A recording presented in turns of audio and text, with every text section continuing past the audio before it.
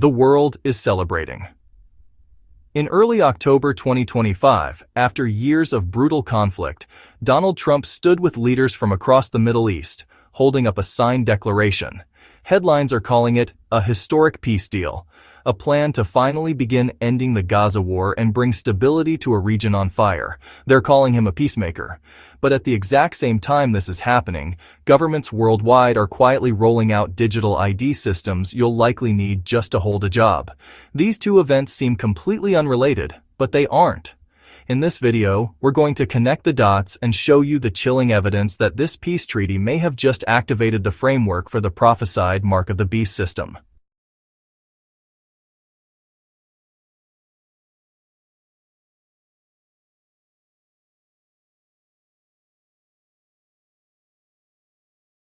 For 2 long years, the world has watched the horrific war between Israel and Hamas. Then, in late September 2025, a breakthrough was announced. Donald Trump, working with leaders from Israel and other nations, unveiled a 20-point plan. The world breathed a collective sigh of relief as a ceasefire took hold and an agreement was made for the release of hostages in its first phase. The media celebrated this as a monumental achievement, a deal built on the foundation of the Abraham Accords that promised a new era of coexistence. At the center of it all stood Donald Trump, the architect of the deal. It was presented as a framework for peace, reconstruction, and regional stability. But buried under all the commentary, a specific detail should send a chill down your spine if you're a student of Bible prophecy. While the public documents focus on phases of implementation, those who watch the signs are pointing to something else. A 7-year timeline. And for those with eyes to see, that number, 7 years, is a deafening alarm bell that was prophesied thousands of years ago. Go ahead and turn in your Bibles to the book of Daniel, chapter 9, verse 27. The prophet Daniel was given a timeline for Israel, and the final, unfulfilled part of that prophecy is known as the 70th week. It begins with a very specific event. The verse reads, "And he will confirm a covenant with many for 1-7." For centuries, prophecy scholars have interpreted this 7 as a 7-year period. The prophecy says a charismatic leader, a prince who is to come, will rise on the world stage. He won't show up as a warmonger, but as a man of peace. He'll do what nobody else could: broker a peace agreement involving Israel that the whole world celebrates. This leader will confirm a covenant, a treaty, that kicks off this final 7-year period. For generations, believers have been watching for this exact sign. They've been looking for a powerful figure to put together a 7-year peace deal with Israel. And now, in our lifetime, we see a former U.S. president being hailed as a peacemaker for brokering an agreement with Israel and her neighbors that many believe is structured around a 7-year timeline. The world is cheering for the very event the Bible warned would kickstart the end times. This isn't a coincidence. This is a sign. According to prophecy, this peacemaker is later revealed to be the Antichrist.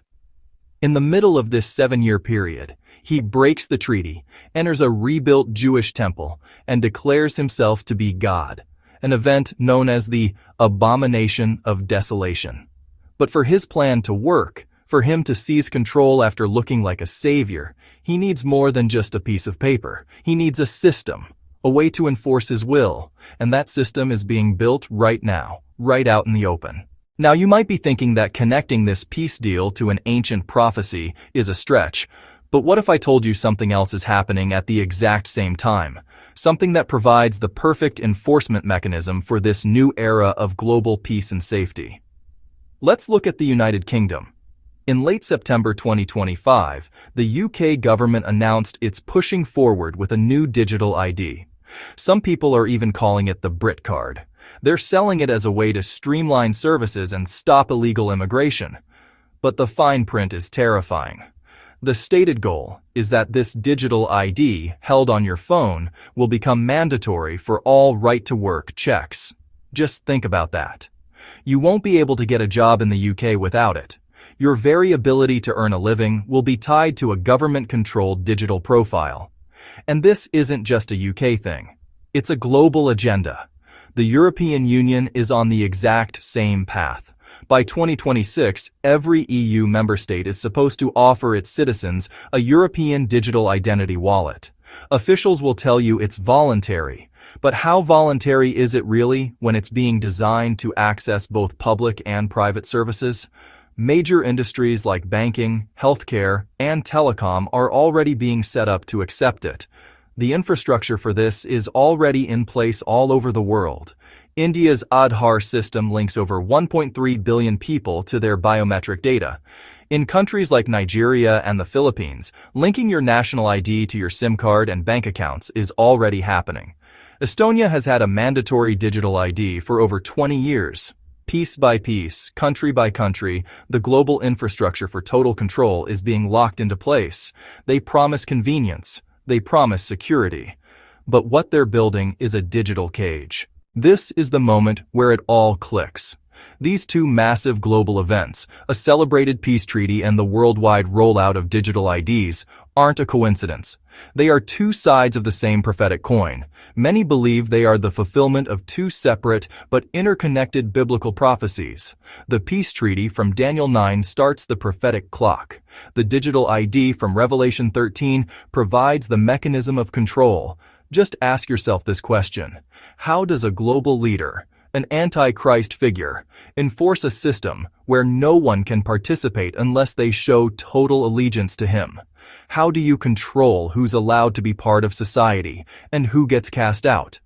Turn to Revelation, chapter 13, verses 16 and 17. The Apostle John describes the system of the beast.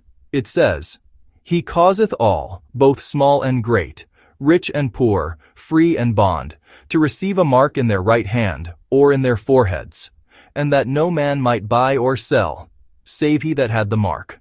For generations, people wondered how a system like that could even be possible. How could you stop every single person from buying or selling? Today, the answer is blindingly obvious.